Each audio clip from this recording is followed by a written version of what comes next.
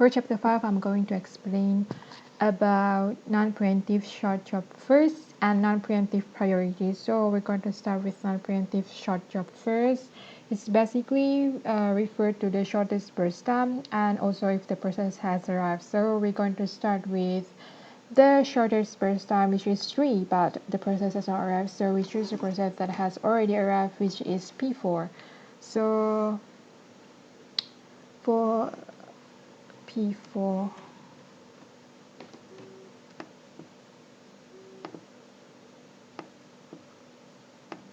P4, and we're going to add with the burst time. So the we start with 0 and plus with the burst time, which is 8. So we're going to 8. So 0 plus 8 is equal to 8.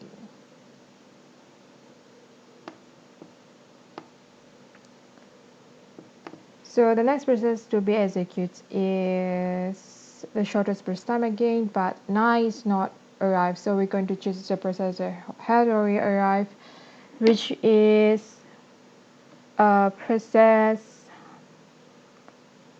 2. Process 2, so we just here and add with the 8 plus 5 is equal to 13. So basically add with the burst time. So the next process is process 6. As you can see, because it got a shortest burst time and the processor has already arrived. So execute process 6. So add with the burst time is equal to 13 plus 3 is equal to 16. And the next process is P1. Add with the burst time, P1, 16 plus 7 is equal to 23. Next process is P3. And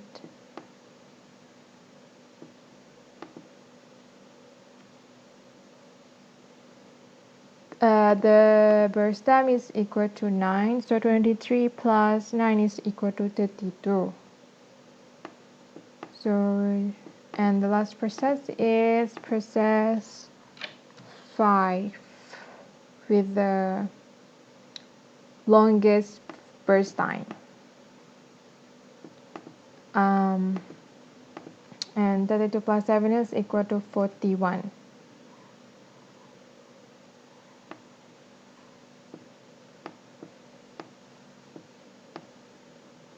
32 plus 9 because refer to the burst time. So 32 plus 9, not plus 7.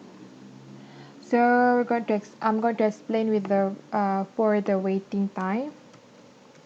So basically just refer to the response time and minus with the arrival time. So for P1, 16 minus 5 with the arrival time is equal to 11. P2 is equal to 8 minus 6 is equal to 2. P3, 23 minus 3 is equal to 20. P4, 0 minus 0 because the arrival time is 0. See 0. P5 is 32 minus 9. Minus, no, not 9, but P5 is 32 minus 7 equal to 25. And P6, 13. P6, 13 minus 9 is equal to 4. For the that is for the waiting time, and for the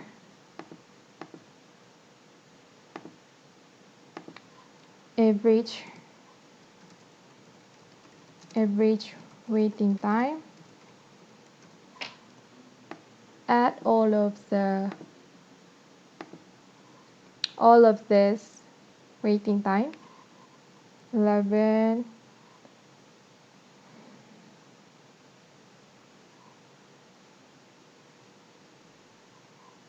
plus 2 plus 20 plus 20 plus 0 plus 25 plus 4 divide with 6 because the number of processes is 6.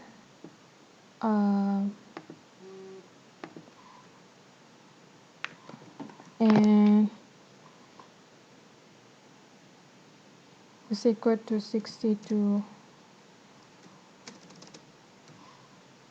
divide with 6, and the answer is 10.3 ms. So for non-preemptive priority, we need to see the priority as well. So we start with P4, since again we need to start with the 0. So P4 is the only process that has arrived, even though it's not the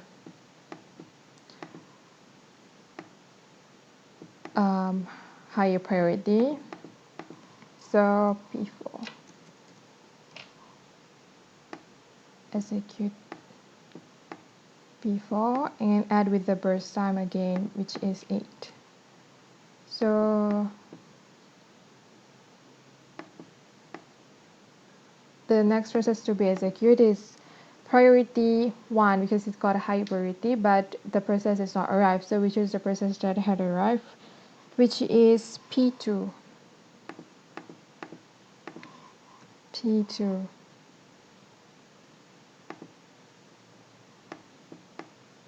And add with the burst time, which is 8 plus 5 is equal to 30. So now only we can execute process 6 because the higher priority and the process is already arrived. So we need to process 6 and add with the burst time, which is 13 plus 3 is equal to 16.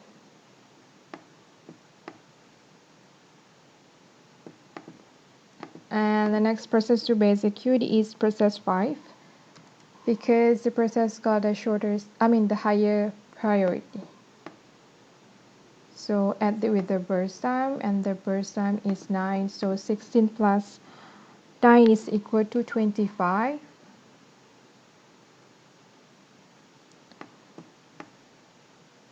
And the next process is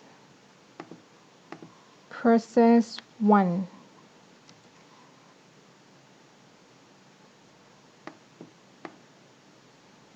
And again add with the burst time, so 25 plus 7 is equal to 32.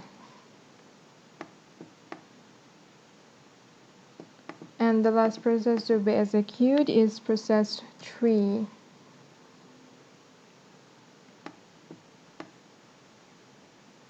And add with the burst time, so 32 plus 9 is equal to 41.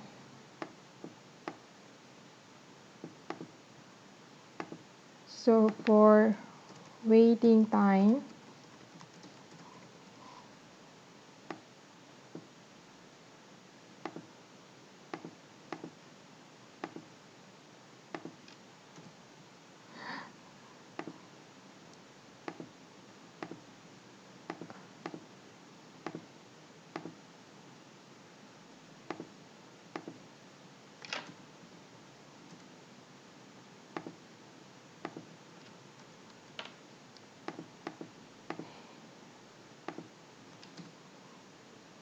so it's similar with non-preemptive shortest job first. We need to see the response time and minus it with the arrival time. So P1 25 minus P5 is equal to 20 because the arrival time is 5, and P2 is equal to 8 minus 6 equal to 2.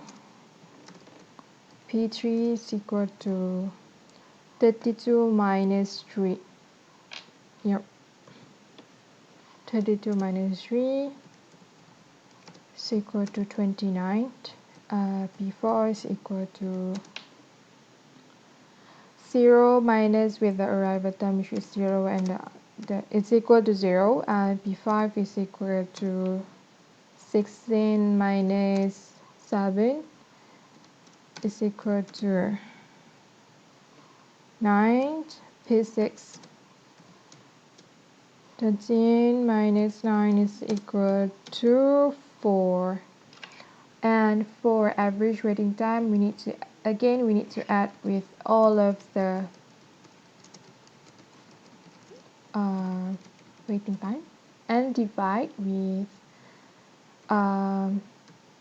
the number of process. So 20 plus 2 plus 29 plus 0 plus 9 plus 4, and divide with the number of processes, which is 6.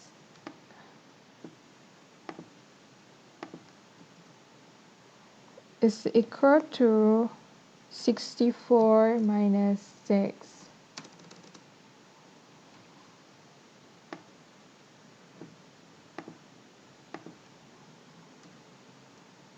So the last answer is 10.6 ms. So that's all for non-preemptive short job first and non-preemptive priority. Thank you.